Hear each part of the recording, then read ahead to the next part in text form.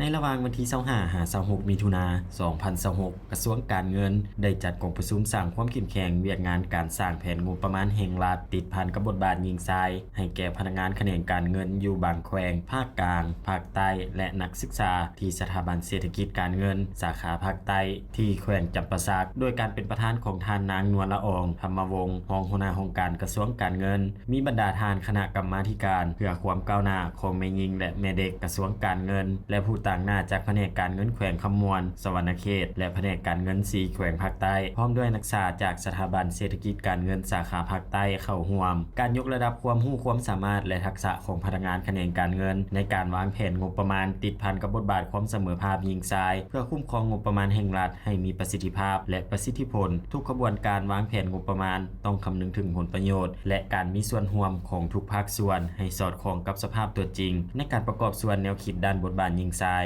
ตามนโยบายของภาครัฐในกองประชุมได้รับฟังการบรรยายบรรดานิติกรรมที่สำคัญที่ติดพันกับเวียกงานบทบาทยิงทรายเป็นต้นกฎหมายว่าด้วยความเสมอภาคบทบาทยิงทรายกฎหมายว่าด้วยการต้านและสกัดกั้นการนำใช้ความหุนแรงต่อแม่หญิงและเด็กน้อยส่วนที่สัญญาว่าด้วยสิทธิเด็กและนิติกรรมของสากลที่เกี่ยวข้องกับการส่งเสริมความเสมอภาคยิงทรายการจัดสัมมนาในครั้งนี้ได้เชิญนักวิทยากรของการคณะกรรมาธิการแห่งชาติเพื่อความก้าวหน้าของแม่หญิงเข้าร่วมมาบรรยายแนะนำให้แก่นักสมานกรเพื่อนำเนื้อในจิตใจดังกล่าวไปพันขยายและเสื่อมสารเวียกงานดังกล่าวเข้าในการจัดตั้งปฏิบัติเวียกงานตัวจริงในองค์การจัดตั้งสังคมและครอบครัวกองประชุมในครั้งนี้ได้ดำเนินไปเป็นเวลา2วันด้วยเนื้อในที่อุดมสมบูรณ์บรรยากาศฝดฟื้นและสร้างสรรค์ในตอนท้ายทานประธานกองประชุมได้มีคำเห็นให้ทุกทานที่เข้าร่วมสัมมนาในครั้งนี้จงเอาใจใส่ความสำคัญอย่างจริงจังในเวียกงานดังกล่าวทุกการวางแผนต้องคำนึงถึงผลประโยชน์ของทุกกลุ่มคนในสังคม